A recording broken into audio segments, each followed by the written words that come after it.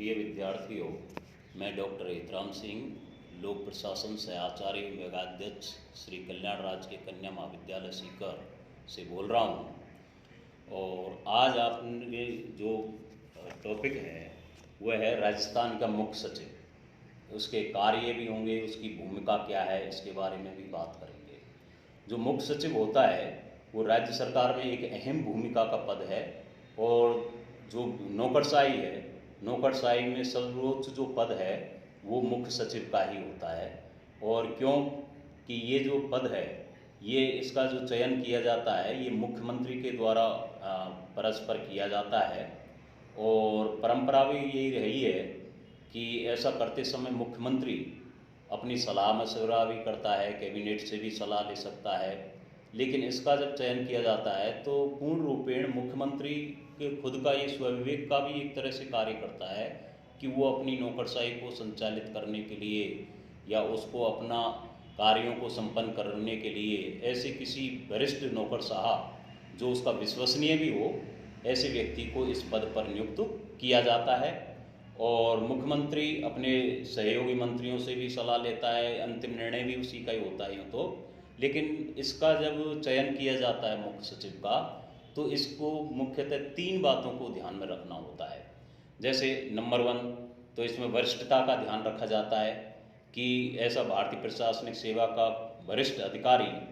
जो अपनी सेवा का उसका अनुभव भी हो, कार्यों का भी अच्छा अनुभव हो। तो इस बात का मुख्य सचिव का जब चयन किया जाता है तो इस बात का ध्यान रखा जाता है कि जो वरिष्ठता जो अधिकारी होता है उसको नियुक्त किया जाए। दूसरा, इसमें उसके जो सेवा का अभिलेख और कार्य दक्षता की अगर हम बात करें तो इसका भी ध्यान रखा जाता है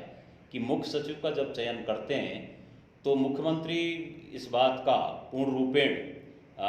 उसका अध्ययन तो क्या उसका अवलोकन भी करते हैं कि किस प्रकार उसकी सेवा का रिकॉर्ड रहा है, कार्य करने की उसकी दक्षता कैसी रही है, पूर्व में भी उसकी सेवा का जो रिकॉर्ड है, अभिलेख हैं, वो श्रेष्ठ होने चाहिए। तो इस बात का भी मुख्यमंत्री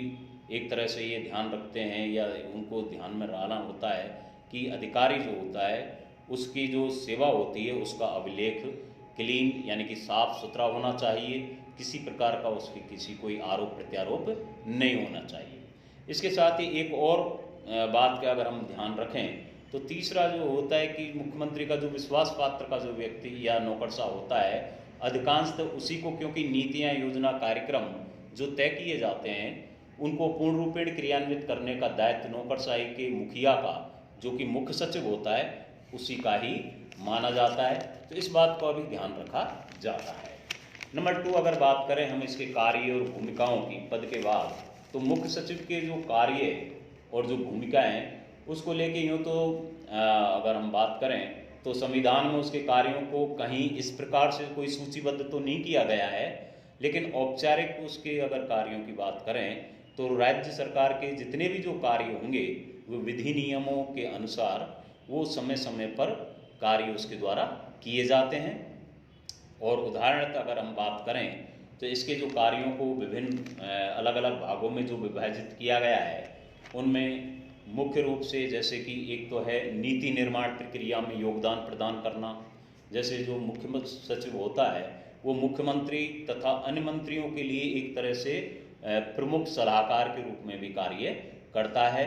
और उसकी जो भूमिका है वो अपने एक तरह की इतनी अच्छी तरह से निर्वाह करता है कि उसका सभी प्रकार की जो नीतियां हैं, योजना हैं या कार्यक्रम है सरकार के, उन्हें भली भांति संचालित किया जा सके। साथ ही उसका मंत्रिमंडल की बैठकों में भाग लेना भी अत्यंत महत्वपूर्ण होता है। साथ में मंत्रिमंडल जो राज्य के विकास के लिए या उसकी जो सुव्यवस्था है उसके कार्यों को करने के लिए जो आर्थिक, राजनीतिक, सामाजिक या प्रशासनिक दृष्टि से जो आदर्श कार्य उपयुक्त हों उनको आगे बढ़ाने का कार्य भी मुख्य सचिव का होता है। और अगर हम बात करें तो कई प्रकार के ऐसे कार्य होते हैं जिनमें मुख्य सचिव अपने स्वयं के विवेक संगत के निर्णय भी ले सकते हैं। उसमें भी कई प्रकार की कई बार कठिनाइयाँ आती हैं यूँ तो, लेकिन एक तरह का वो अपनी महत्वपूर्ण भूमिका का निर्वाह करता है। इसके अलावा अगर बात करें तो मुख्य सचिव अपने नीति निर्माण कार्यों में ही, क्योंकि उसको लंबे समय का एक प्रशासनिक अनुभव होता है और प्रशासनिक अनुभव होने के कारण जितने भी जो राजनीतिज्ञों से या उनके निर्णय होते हैं या प्रशासनिक क्रियान्वयन से संबंधित जो परिणाम होते हैं, उनमें भी संतुलन स्थापित करने का कार्य भी मुख्य सचिव के द्वारा किया जाता है और समय समय पर संतुलन स्थापित करने के लिए वो सहायता भी करता रहता है। नंबर 2 कार्य अगर बात करें तो मंत्रिमंडल के जो निर्णय होते हैं उनको क्रियान्वयन करना या उनको लागू करने का कार्य भी एक तरह से मुख्य सचिव के द्वारा ही किया जाता है। अगर बात करें तो जब भी कोई ऐसा निर्णय लिया जाता है मंत्रिमंडल द्वारा जो कि वो विभागों से संबंधित होते हैं और कार्यपालक अध्यक्ष होने के नाते वो उसे इस प्रकार क्रियान्वित करें कि मुख्य सचिव अपने पर्यवेक्षण का भी कार्य करता रहे और समय समय पर जो योजनाएं, परियोजनाएं, नीतियां या प्रशासनिक निर्णय के जो क्रियान्वयन के जो संबंध में जो जानकारियां हैं उनको भी प्राप्त करता रहे। और जहाँ तक ऐसा अगर हम बात करें तो इस प्रकार के जो कार्य होंगे वो अपने क्षेत्र में एक प्रगति अनुकूल बनी रहे, प्रगति एक प्रकार कार्य करते रहें और इस प्रकार के उसमें जो समय समय पर जो दिशा निर्देश का कार्य होगा वो भी मुख्य सचिव के द्वारा ही किया जाता है। नंबर 3 अगर मुख्य रूप से अगर इसके कार्यों में देखें तो एक कोऑर्डिनेटर जो होता है, एक समन्वयक जो होता है, समन्वयक रूप में भी इसकी एक अहम भूमिका होती है। जैसे मान लो राज्य प्रशासन में जो मुख्य जो ब्यूरोक्रेसी होती है उसका जो तंत्र है, इसको सफल बनाने के लिए वो विभिन्न प्रकार के अलग अलग जो विभाग होते हैं उन विभागों में जो संगठनीय व्यवस्था है उन संगठनीय व्यवस्था में एक समन्वयक का कार्य जो किया जाता है वो भी मुख्य सचिव के द्वारा ही किया जाता है। जैसे उदाहरण के लिए अगर हम बात करें तो किसी भी प्रकार के किसी भी जो विभाग हैं उनमें जो कार्यपालक कार्य जो किए जाते हैं वो इस प्रकार संयोजित किए जाने चाहिए या किए जाते हैं ताकि कार्यों को डबल या दोहराया ना जा सके। ऐसा नहीं कि उसी कार्य को दूसरे विभाग के द्वारा भी किया जा रहा है और एक विभाग के द्वारा पूर्ण रूपेण या आधा भी कार्य हो सकता है कर दिया हो। तो इस प्रकार का जो डबल कार्य है वो डबल कार्य नहीं होना चाहिए, क्योंकि इसमें एक तो मानव का श्रम है उसका भी अपव्यय होता है, वित्त और धन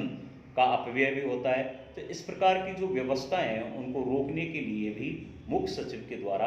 एक समन्वयक, एक कोऑर्डिनेटर जो होता है, कोऑर्डिनेशन की भावना जो बनाए रखने का कार्य भी किया जाता है।